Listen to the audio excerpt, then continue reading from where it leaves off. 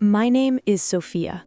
I am 73 years old, and for the past 5 years, I have been the invisible pillar holding up my daughter Marina's entire adult life. I never remarried after Eduardo died at 48. The insurance money was modest, but I stretched it like dough, determined that Marina would never know the pinch I knew growing up. When she married Javier at 26, I was overjoyed. I helped them buy the little house on Calle del Olivo, down payment, closing costs, new stove because the old one smoked. Then came the twins, beautiful, dark-eyed boys who called me abuelita and ran to me with sticky hands. Every month, I sent $920 for the mortgage. Every Christmas and birthday, I sent envelopes thick with cash so they wouldn't have to worry about toys or cake. When Javier lost his job in the pandemic, I paid 6 months of utilities, groceries, internet, so the boys could do school online. I ate plain rice and lentils so many nights, my stomach forgot what meat tasted like. They never invited me to dinner. Not once.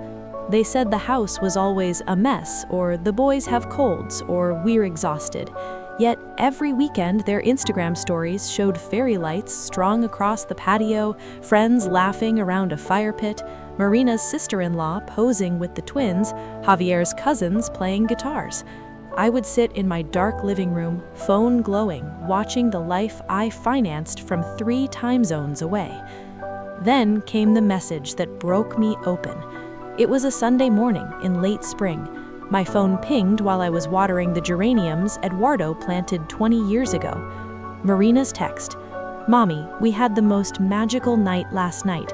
We renewed our vows in the garden. Just us, the boys, our closest people. No big fuss, just love. Photos soon. Te quiero." I stared at the words until they blurred. Closest people. I called her immediately, voice shaking. "Marina, when was this?" "Yesterday evening. It was perfect, Mommy. The boys threw rose petals, we cried, everyone cried." "Everyone," I repeated softly. "But not me?" Silence. Then her voice, suddenly small and defensive. "Mommy, it was really small, like 10 people. We didn't want stress. You know how emotional things get when you're there. We just wanted peace." Peace. The word landed like a slap. I hung up without another word. That afternoon, the photos arrived. Not from her, but from her best friend's public story. Lanterns hanging from the lemon tree I paid to have planted. A long table set with white linen and candles I recognized from the store where I once bought Marina's wedding china. Marina in a simple cream dress, hair loose, laughing with her head on Javier's shoulder. The twins in tiny suits throwing petals, 10 smiling faces raising glasses. Not one included me, not even a shadow. I sat on the floor beside Eduardo's photo and sobbed until my ribs hurt. I cried for the little girl who used to crawl into my lap and whisper, "Mommy, you're my favorite person in the whole world." I cried for the teenager who called me crying at 2 a.m. because a boy broke her heart. I cried for every dollar I had sent, every sacrifice I had made, every night I told myself, "They're just busy, they still love you." A week later, Marina called, voice trembling. "Mommy, the mortgage is 2 months behind. The bank sent a warning letter. Javier's new contract doesn't start until next month. Can you, just this once more?" I closed my eyes. I could still smell the lemon blossoms from those wedding renewal posts. "Marina," I said, and my voice sounded like someone older and colder.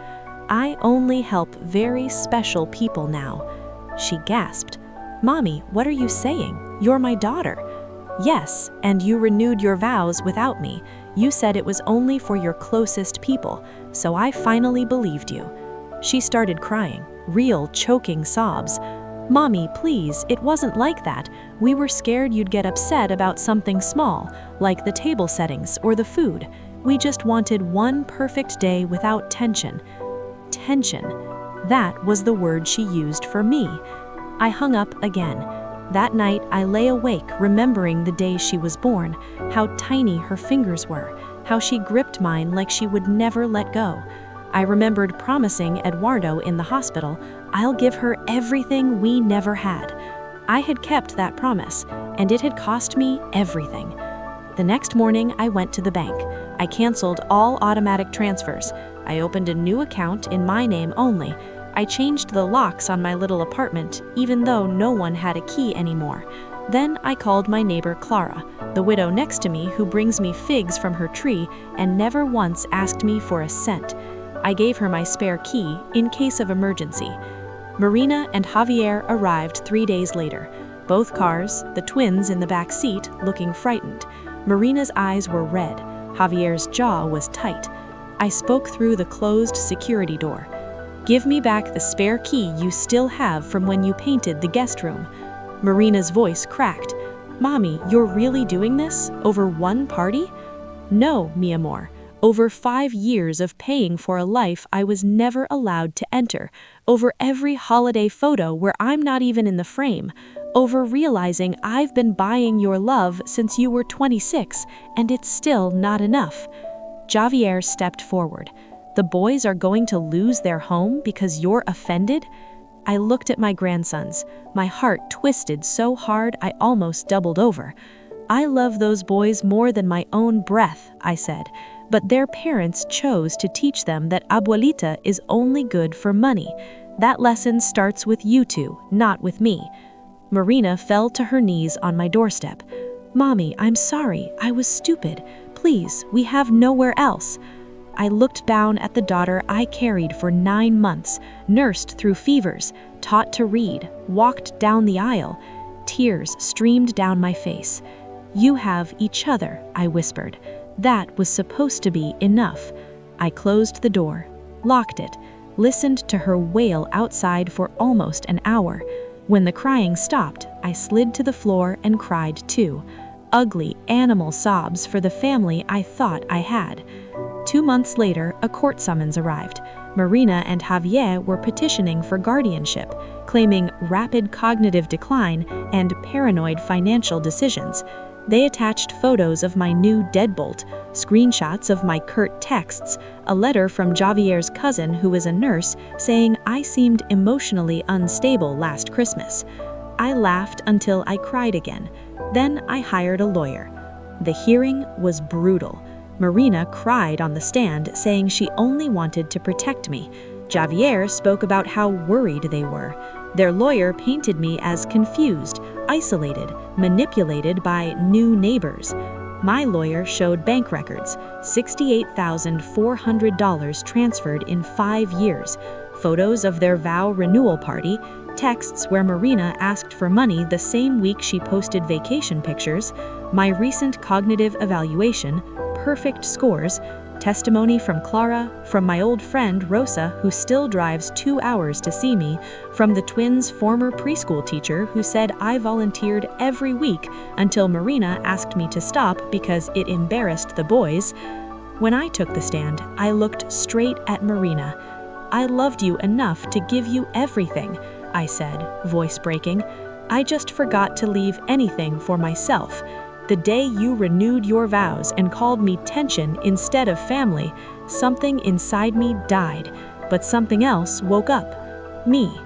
The judge ruled in my favor in under 30 minutes.